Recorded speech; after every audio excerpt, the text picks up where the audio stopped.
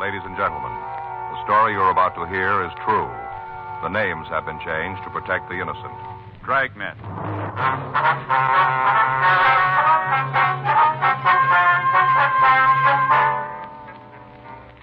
You're a detective sergeant. You're assigned to homicide detail. A woman reports her sister is missing. The story she gives you indicates foul play. Your job, investigate. It was Tuesday, April 8th. It was warm in Los Angeles. We were working the day watch out of Homicide Division. My partner's Frank Smith. The boss is Captain Lorman. My name's Friday. I was on my way back from the business office, and it was 11:46 a.m. when I got to room 42.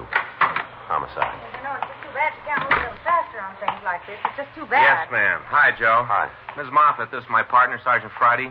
Joe, this is Mrs. Moffat. How are you, ma'am? How do you do? You want to tell him the story? Think it'll do any good? Yes, ma'am. Well, then, my sister's gone. Yes. Disappeared, and I want you to find her. When'd you see her last? A couple of weeks ago. Could you give us a date? You have a calendar? Yes, ma'am. Right on the wall there behind you. Oh.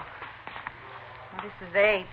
Maggie's birthday was in March, and that'd make it 14th of March. I see. She come by to thank me for the party. Had a few of the girls in for her. That's your sister? Yes, Margaret Shane. Have you heard anything from her since then? Not a peep. What about her home? Have you checked there? Tried to call her on the phone a couple of times. Didn't talk to her, though. Who'd you speak with? Her husband. Did you ask him where your sister was? Yes, I come right out with it. Didn't mince anything up. What'd he have to say? Well, then, just beat around. Didn't come out with a yay or no. Just beat around. How about the rest of her family? Isn't any. I'm the only living relative she has. Possible that she's ill? If that's so, I'd know about it. We were pretty close. Hardly no secrets from each other. I see. Now, if you're all done asking me the same questions this fella has, I want to know. I know there's something wrong. I want you to find out. All right, we'll check on it. I want you to do more than that, a lot more. Beg your pardon? I want you to arrest Maggie's husband. Well, why? Because he killed her.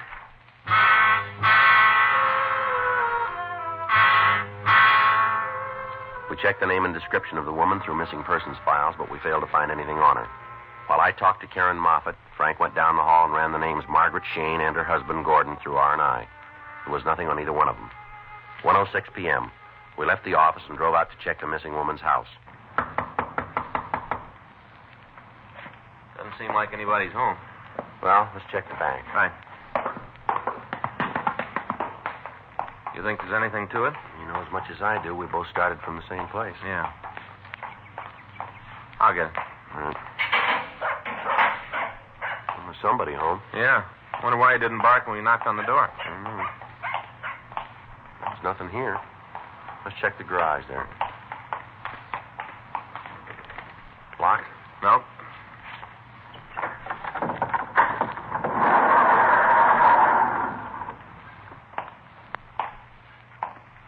Oh, it's quite a shop, huh? A lot of tools. Well, doesn't look like anything. Nope.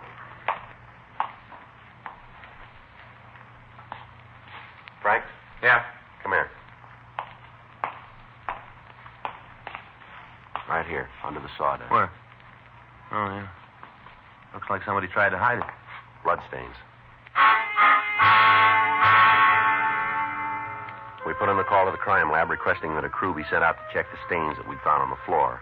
We talked to the neighbors about the couple, and we got the address of the place where Mr. Shane was employed. It was a large wholesale carpet company. We found Shane in one of the offices. That's right. No, ma'am, if it's put in, it should make the room a lot warmer. No, the carpet you've chosen shouldn't show any wear for years. Well, we found that color doesn't show the dirt. No, ma'am. No, well, it'll increase the value of your home.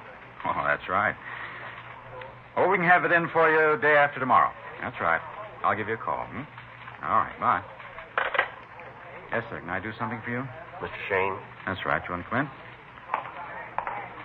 What can I do for you? police officers. It's Frank Smith. My name's Friday. All How right. do you do, sir? Something wrong? No, sir, just a couple of questions we'd like to ask. Oh, sure. You want to sit down? Thank you. Cigarette? Yeah, thanks. How about you, Mr. Smith? Yes, thanks, sir. One light? I've got it. There you are. Thanks. Thanks. Now then, what's this all about? You know where your wife is, Mr. Shane? Oh, there's something about Maggie? Well, do you know where she is? Look, Mr. Friday, if there's something wrong with Maggie, I got the right to know about it. Yes, sir, that's true. We're not sure there's anything wrong. We'd like to talk to Mrs. Shane. We hoped you'd tell us where we might reach her. Was she in trouble? No, sir. Well, then I don't understand all the questions. We've got a report that she's missing. Who filed it? Her sister? That figures. How's that? She isn't ever going to stop. I don't believe I follow you. Karen's been hacked at me ever since I married Maggie. Not a day goes by she doesn't plan some kind of a dig. Does she have a reason? Yeah. She had it all fixed for Maggie to marry someone else. I came along and upset her plans. Been trying to break us up ever since. That's so. Yeah. This fella she was trying to palm off on my wife. Karen's husband worked for him. She figured it'd be real soft having the boss as a brother-in-law. Well, the way it worked out, the slob had to work for a living. Almost kills Karen every time she thinks of it. Where is your wife? I wish I could tell you. What? I wish I knew where she was. Haven't you got any idea? No. A couple of weeks ago, I came home from work. Maggie was gone. I haven't seen her since. Can you pin it down? Thursday, a week. She called during the day to tell me she wanted me to go out to dinner. Said she wanted me to be home on time. I told her I wouldn't be able to make it. We had words. She hung up. When I got to the house, she was gone. She leave any kind of a note? Yeah. Have you got it? I don't think so. I was pretty upset. Guess I must have thrown it away. Haven't seen her around since. You know, you've got quite a woodworking shop in your garage. Yeah. Stuff's getting a little rusty now. I haven't felt like doing anything. Now, this trouble with your wife, was there another man involved? It'd be hard to say. What do you mean? Well, Maggie's an attractive girl. Everywhere she went, there was some guy trying to make time. Might have been someone special. I wouldn't know. Mm-hmm. Wonder if we could use one of the phones outside. Use this if you like. Well, one of the others will do. Well, sure. Go ahead. I'll call the lab, Joe. See what they've come up with. Okay. This note your wife left, what did it say? You mean the exact words? If you remember them. It was pretty simple. Just that she was leaving me. Said she didn't have to tell me why, that I knew. Did she say where she was going? No. Figured maybe she went back east. She's got some friends there. Where? Nebraska, I think. I've never met them. How about clothes? What? Did she take any clothes with her?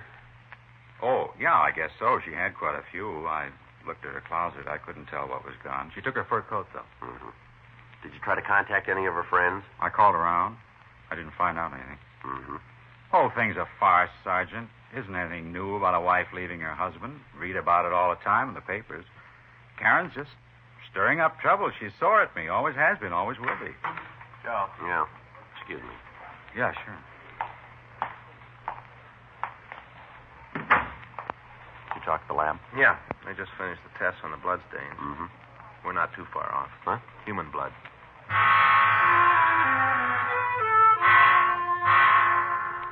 Frank and I took Gordon Shane back to his house. During the ride, he was quiet, and he refused to be led into a conversation about his wife. When we arrived at the house, we took him back to the garage. The crew from the crime lab had gone back to the office to make the grouping tests on the blood stains. Wish you'd tell me what this is all about. We figure you might have the answer to that. When are you going to stop talking in riddles? Now, Shane, you know what we're after. You'll save yourself a lot of trouble if you go along with us. Well, I don't know. What are you after? You drag me away from my job, cause me a lot of embarrassment. Now, how about calling the game so we both know what we're playing? All right, huh? fine, sure. You got an explanation for this? What? The blood stains here on the floor. Yeah, sure. I killed a couple of people. This is where I did it. We don't need any jokes, Shane. Just figure it out. Well, you better turn in your deerstalker cap. I made those stains myself. Yeah? I was working on the lathe. Chisel slipped out of my hand, cut my foot. When this happened? A couple of weeks ago. Before or after your wife left? Now you're ready to stop the game. It's a real easy question, Shane. Give us the answer the same way, will you? Before. How much? A couple of days. You told us your wife left on the 27th of March. Is that right? Yeah, I guess so. Is it right or isn't it? It's right. It's right. And when'd you cut your foot? The Sunday before. How'd you pull that date up? Well, no trouble. It's the last time I worked out here. Oh, well, to cut that bad, still be a mark, wouldn't it? Yeah. You mind showing us? Not at all. You know your blood type? Hmm? What's your blood type? Oh. How about your wife's? I don't know. Somehow we never quite got around to talking about All that. right. Let's go in the house. You can show us your foot there. Yeah, sure. You think you might be able to come up with a note your wife left as well? Well, look. You know much about the law? What do you mean? If I get out of this, can I bring suit against my sister-in-law? What's that? Well, it seems there should be something I can do to close her mouth. All the time Maggie and me were together, she was causing trouble. I'd like to really fix her good. That's a civil matter. You better see your lawyer about that. Wait a minute. I'll get the bill. Come on. We can talk in the living room. Where? Living room. All right. right. You want to go ahead? Yeah. This is the living room. You can sit down any place. All right. A little messy. I haven't spent a lot of time here since she left. Just toss those things on the floor. Don't worry about it. You want to see if you can find that note now? Yeah, I think maybe it's in the desk. I'll get it. Wait a minute. I'll have a look first. You guys don't trust anybody, do you? That's the way it's going to be. You got to go with it. All right. Better make sure I haven't got a machine gun hidden in there. You know, you've done pretty good up to here, Shane. Don't press your luck. Yeah. Go ahead. Tear the place up. Too bad I haven't got a wall bed. You could look for her in It there. doesn't seem to make any difference to you that your wife left at all, does That's it? the way it looks. Yeah. Well, you ain't far off. Real load off my back. We've been married over 4 years, and all that time I haven't had a minute's rest. Thinking how she was going to run off with somebody else. Figured that she'd drop me. Now it's over. I don't have to worry anymore. You got it wrong, Shane. That's right. Yeah. Take a look, Joe. Now, what do you got there? You got no right to go through my personal things. When did you see your wife last? I'm not going to say anything more. You're trying to lead me into something. Looks like you found your own way. Now, how about it? I'm not going to talk anymore. All right. You call it any way you want. No matter how it turns out, you're going to carry the load. All right. She left on the 27th of That's the last time you saw her? Yeah. Have you heard anything from her since then? No. And I hope you got an answer for these. What do you got? A couple of checks made out to you, and they're signed by your wife. Well, what's that prove? The dates on the checks make a liar out of you, Shane. Huh? They were written a week after she left you.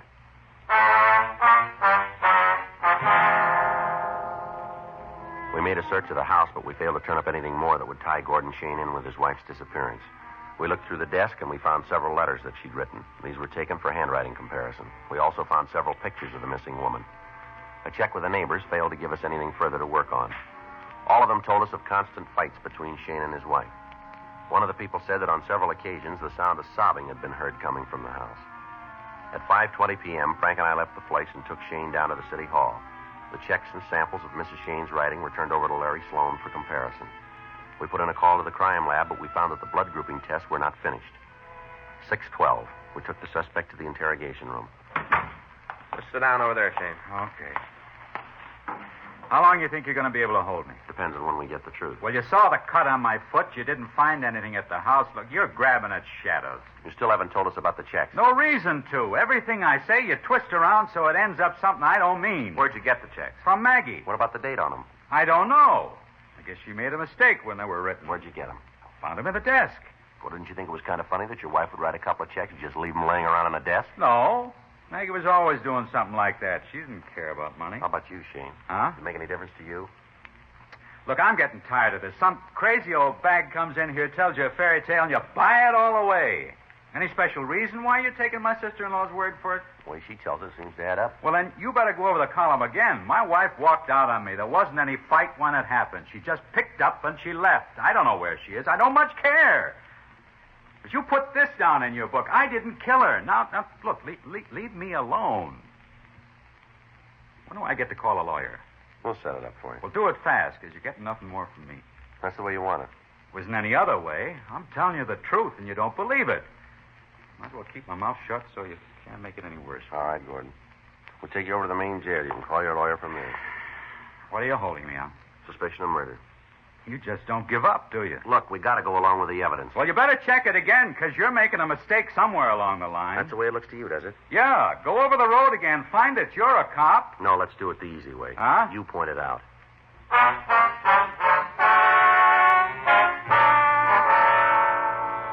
The suspect was removed to the main jail and held for further investigation. Frank checked the office, and I went down the hall to talk to Larry Sloan in handwriting. Joe, how's it going? You all through those checks, Larry? Just wrapping it up. All right to wait? Sure, sit down. Okay. What do you figure? I want you to tell us. Mm-hmm. How'd it start? Complaint. The woman wanted us to find her sister. Well, where did the checks fit in? Found him with the husband. Date's a couple of days after she disappeared. Uh-huh. Figure he might have written them, huh? Well, that's one way. Well, that does it. Okay, what do you got? The endorsement on the back is Shane's writing. His signature. Yeah, here you can see it. No trouble there. The O's, Wade pulls the stroke down on the S. That's his. What about the writing on the face? Well, look here. Shading on the G. Yeah. Where the crossbar on the T's pulled up. These are the samples, and you got the same thing right here. No doubt about it, huh? Not with me. Okay. The woman wrote the checks. Joe. In here, Frank. Oh. Just talked with Lee at the crime lab. Yeah? He finished the grouping test. What do you find? Got in touch with Karen Moffat. Found out the missing woman's blood type. Yeah. Stains on the floor aren't hers. They belong to Shane. How you doing, Joe? Not good. Looks like we got the wrong man in jail, doesn't it?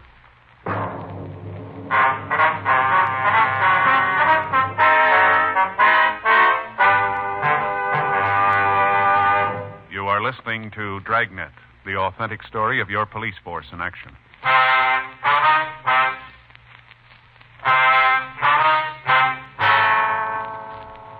Frank and I left the office and went over to the main jail to see Gordon Shane. We talked to him for over an hour. He told us that he and his wife had been having trouble for quite a while and that they'd separated on several occasions. He went on to tell us that he didn't know for sure whether there was another man involved, but that he'd heard his wife spend a lot of time in a small bar on Vermont Avenue.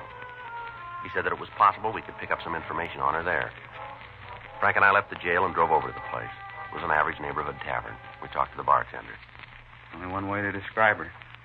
Man, oh, man. Well, was there anybody special that Mrs. Shane spent a lot of time with, would you know? Gee, I don't know. A lot of people in here like a family. Guess if you had to nail it down, it'd be Leonard.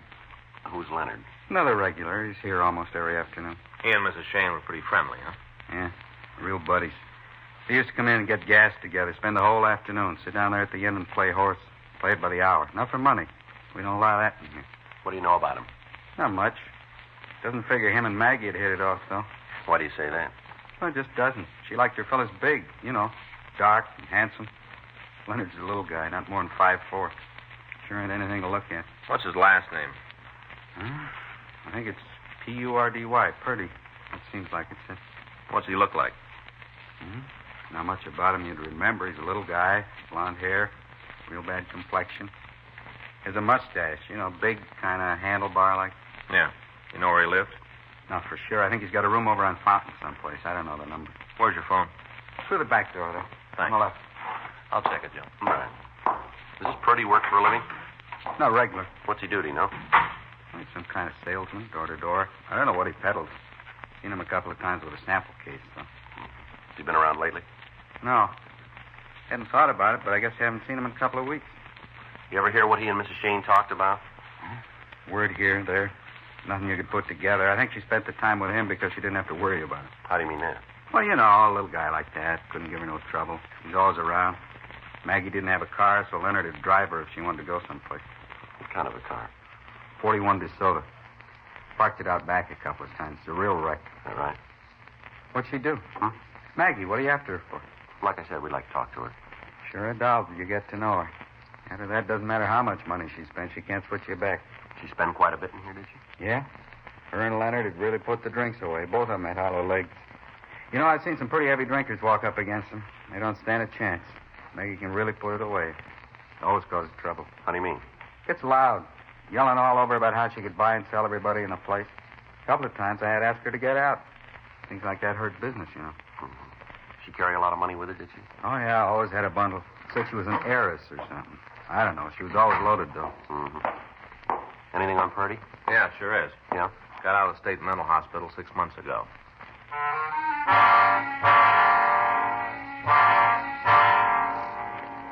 From his package, we found that Leonard Purdy had been arrested several times for suspicion of grand theft. However, he hadn't been convicted on any of them. Also, there were 18 drunk arrests against him. We put in a call to Georgia Street Psycho Detail, and we talked to Lieutenant Quinn. He remembered Purdy, and he went on to say that the suspect had been in to see him several times since his release. He told us that Purdy had committed himself to the state hospital as an alcoholic. Quinn went on to say that when Purdy was drunk, he became violent, and that on 3 of his arrests, it had taken several officers to subdue him. We contacted the authorities up at Camarillo. They told us that the suspect had been released by them after treatment, and that he apparently was cured. We checked the last address in his package, but we found that he'd moved. A local and an APB was gotten out on him. We asked DMV to furnish any and all information on a car registered to him. 2 days went by without a word of him. In the meantime, we talked to all of his friends and acquaintances. From each one of them, we got the same story. Leonard Purdy was a freeloader who'd do anything for $1. On Thursday, April 10th, we got word that the suspect had been seen in a second-hand store down on Main Street. We checked the area and got an identification from his mugshot. He'd come in to pawn a man's watch. From the buy book, we got an address out on Gladys Avenue. We talked to the landlady and found that the suspect was in his room. Frank and I went upstairs.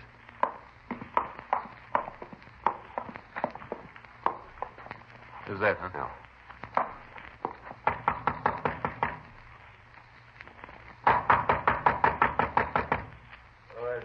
Want to talk to you, Purdy. Just a minute.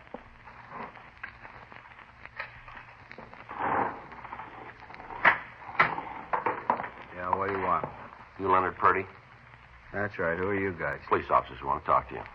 I got nothing to do with cops. I have my fill up. Yeah. Why don't you come in? Frank? Yeah. You can be here long? Not long. That's good. I don't feel like making small talk. I'd offer you a drink, but there's just barely enough for me. You can understand. Put the glass down, Purdy. What? Put it down. Look, you got no right to come in here and tell me what to do. Nobody asked you. No, found this in the closet. This fur coat belong to you, Purdy? Yeah, I get cold now. You know a woman by the name of Margaret Shane? Never heard of her. You sure about that? I'm sure. I got nothing to answer to you. Before you come in here and tell me what to do, I don't have to give you one single answer about nothing. You better come up with one. What's that? This coat. What about it? It's got Margaret Shane's name in it. Well, it must be a mistake. I don't know anybody named Shane. Nobody. We got a lot of people who say you do. You telling me the truth? Same people tell us you were with her when she disappeared. They don't know what they're talking about. The way they put it, it's pretty straight. Who told you? Who? Just give me some names. Everybody we talked to. They said I was with her? That's right. Now, where is she? I don't know. You got to do better than that. No, it's the truth. I don't know where she is. Mm-hmm. I killed her, but I don't know where she is.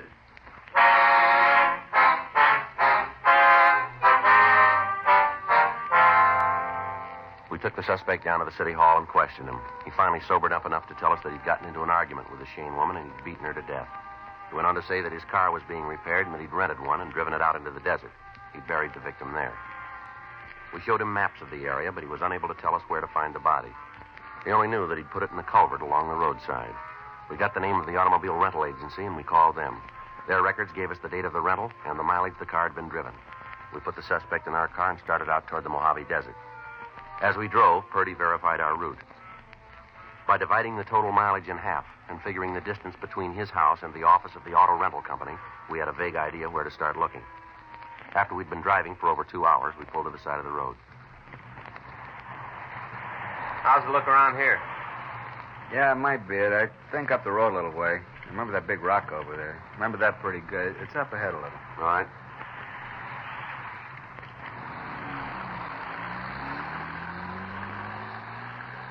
We drove for another 30 minutes, and then Purdy directed us to pull off onto a dirt road. We drove another half a mile, and we came to the end of the road. We can't go any further. Don't have to. Huh? I remember now. Let's get out of the car. Just stay close to us, Purdy, right here. All right. Which way? Over here. Sure a beautiful day. Yeah. It's different when you get out in the country. Everything's got a different color. Come on, Purdy. Where is she? Over there behind the bushes. I'll go look. Always been the big trouble. What's that? Boozing it up. Every time I get a few drinks, I don't know what I'm doing. Thought after I got out of the hospital, I had it made, you know. I'd be able to stay away from it. Yeah. First time I had trouble, I went back. I always went back. How about it? Yeah. She's there. All the time, that's what caused the trouble. Wouldn't be here if it wasn't for me boozing it up. Mm-hmm. If I could just stay away from it, I wouldn't have any problems. I want to give it up if I could just find a way. You got one now.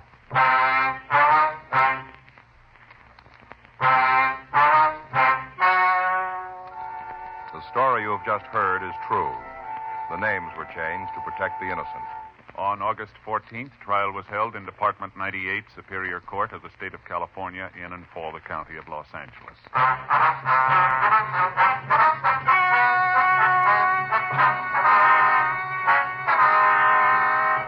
Leonard Eiler Purdy pled guilty to murder in the second degree and received sentence as prescribed by law. Murder in the second degree is punishable by imprisonment for a period of from 5 years to life in the state penitentiary. Dragnet. The story of your police force in action is a presentation of the United States Armed Forces Radio Service.